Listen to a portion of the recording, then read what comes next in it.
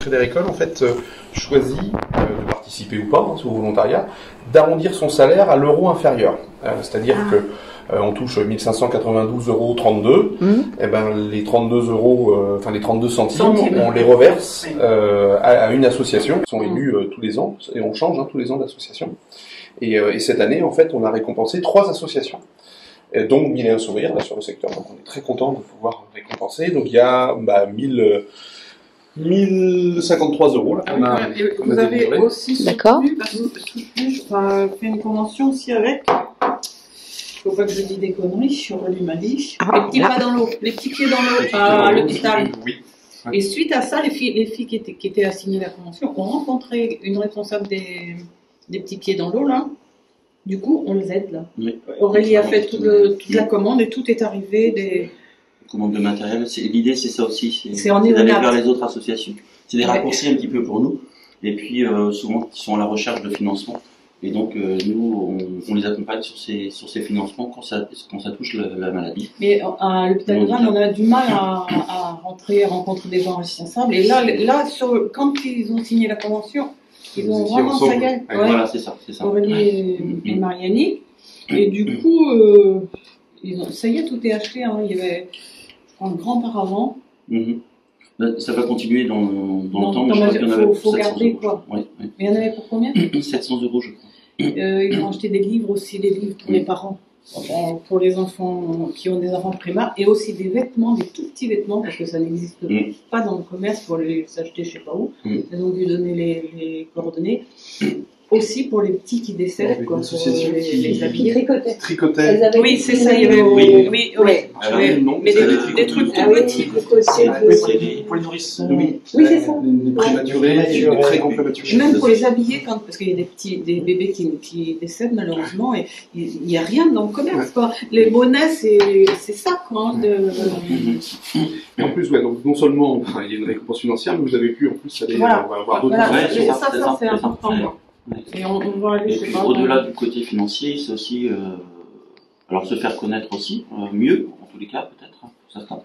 Et puis expliquer aussi ce qu'on fait au fur et à mesure, parce que on nous fait des dons, mais c'est bien derrière de savoir ce qu'il en est. Et c'est aussi l'intérêt des petites associations, un peu comme il y a un sourire.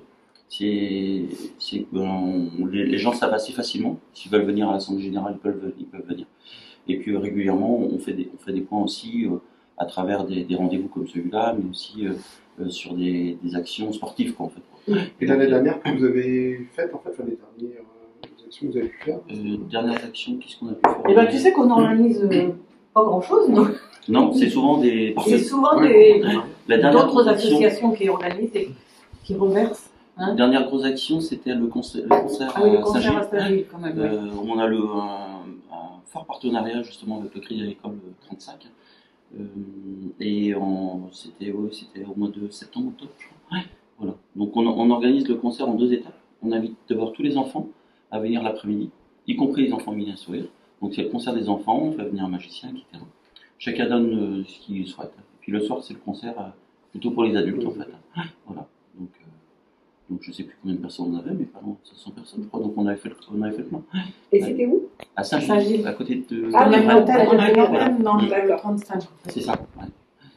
Et les groupes, c'est un groupe qui s'est constitué entre amis, et certains viennent de Paris et tout ça, donc ils se retrouvent régulièrement pour s'exercer, et puis le jour du concert, ils doivent être prêts, quoi. Ils ont même créé une chanson, mais ils ont créé la chanson, on doit sortir normalement, mais qui est resté bloqué dans les... Le prochain tube. Peut-être pas, mais quand on l'écoute, ça remue.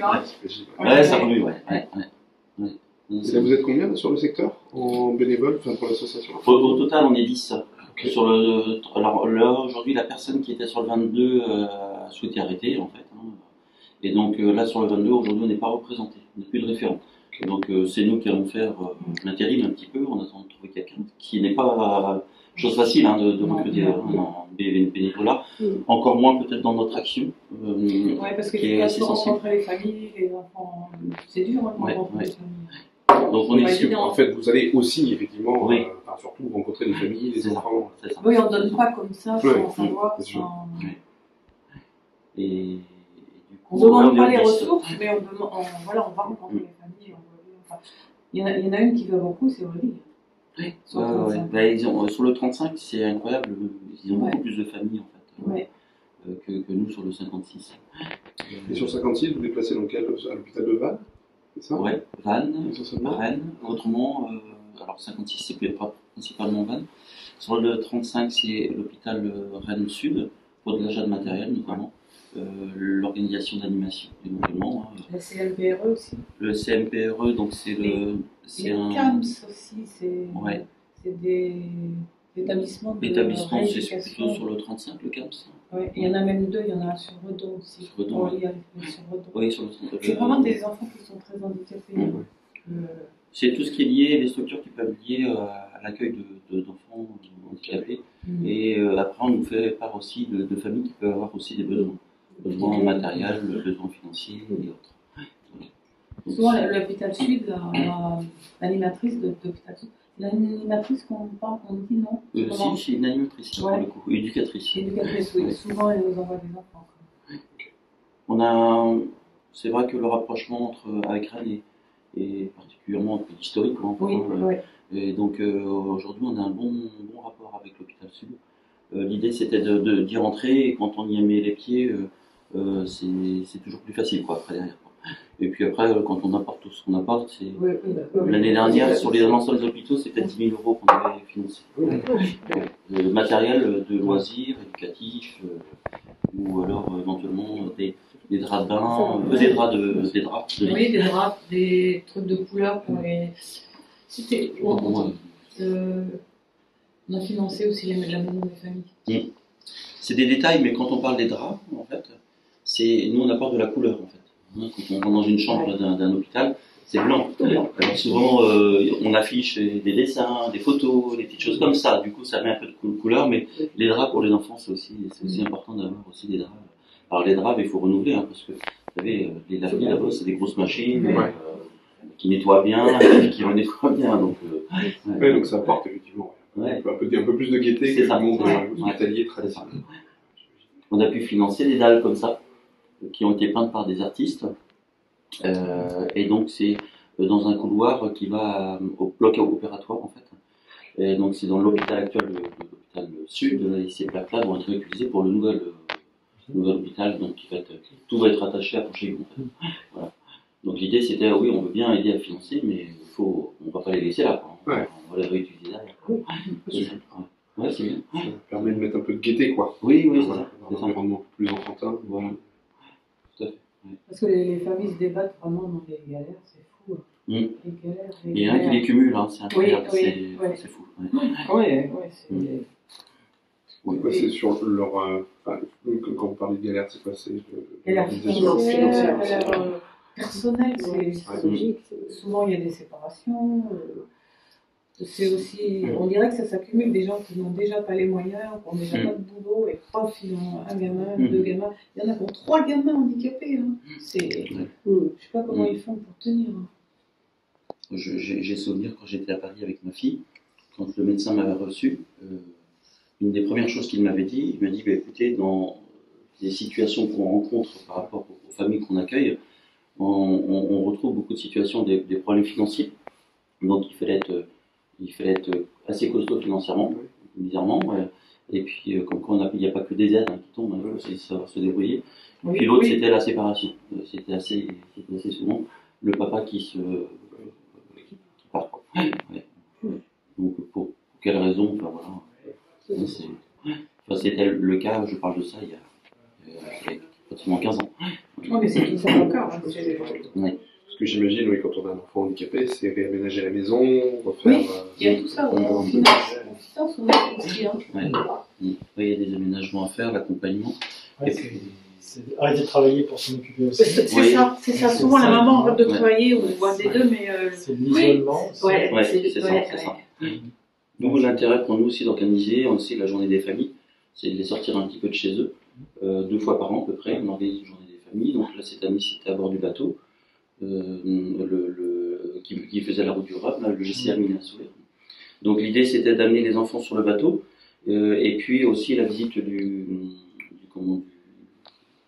de l'aquarium de Saint-Malo. Voilà. Donc, le midi, on faisait un petit pique-nique, quelque chose de très simple en fait, facile à mettre en place, qui ne prend pas de temps non plus pour nous, parce que c'est vrai que c'est pas notre préoccupation première, mais ça fait partie aussi de nos missions. Mais ouais, c'est ça. Et là, bientôt, normalement, ça sera Lisieux. Donc on sera pas très loin, journée des familles à Lisieux. Voilà. Donc, visite de l'insectarium. Oui, certainement. La poêle ferrailleur. Voilà, on fera venir aussi. On fera peut-être venir un magicien ou quelqu'un, une animation le temps du midi pour les enfants. Il y a des coins sympas sur Lisieux. Oui. En bas, c'est chouette. Et parle-nous de ton cas aussi. Tu en avais parlé à la réunion, mais sur l'Orient, tu avais un petit garçon. Oui. Là, ça vient de se produire en fait. Petit loulou, là, Mathéo, qui est décédé là, il y a à peu près 2 mois.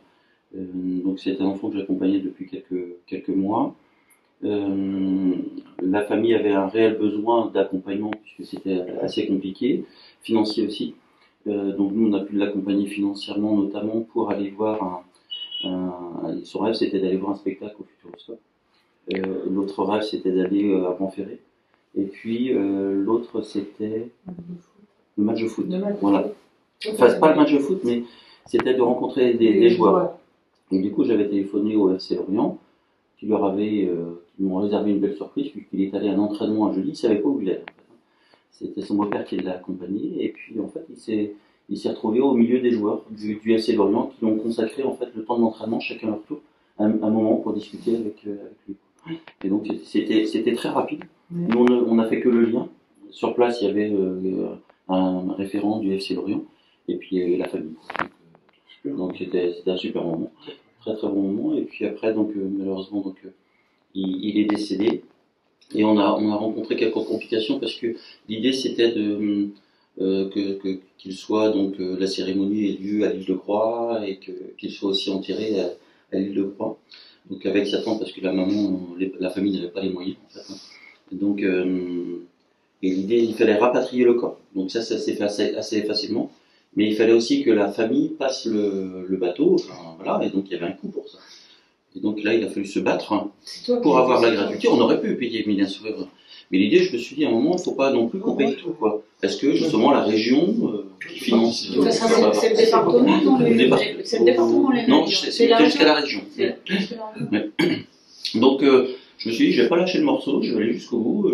Voilà, on m'a dit non, sur nos critères, ça n'apparaît pas, on peut pas. J'ai dit, attendez, j'étais à une kermesse il n'y a pas très longtemps à Lorient, on m'a offert des places pour faire les traversées. J'ai dit, si on n'est pas capable d'offrir une place pour ce genre de situation, c'est un peu. Et puis, du coup, je suis monté là-haut, j'ai fait un message, mais il fallait faire vite. Et puis, le lendemain, j'avais trois messages en disant, oui, c'est bon, coup de téléphone, les mails et tout ça, en disant que c'était accordé. Mais il faut faire tout le temps, il faut se battre. Et la famille n'est pas en état de le faire, quoi. Et la famille, du tout. Tu peux pas, dans ces moments-là, Non. Ouais. Non, il y a dans l'émotion, et puis tu la battu. Oui, c'est ça. Donc voilà, c'est des petits combats qu'on a encore de temps en temps. C'est des super témoignages pour nous, parce que en fait, ça va permettre de rendre concret le fameux arrondi solidaire. Oui, voilà. Je vais remonter tous ces témoignages-là, parce que ça permet vraiment de rendre concret ce qu'on fait, ce qu'on essaie de faire dans notre coin et à notre petit niveau, en tant que salarié, mais c'est très bien. Bon, super.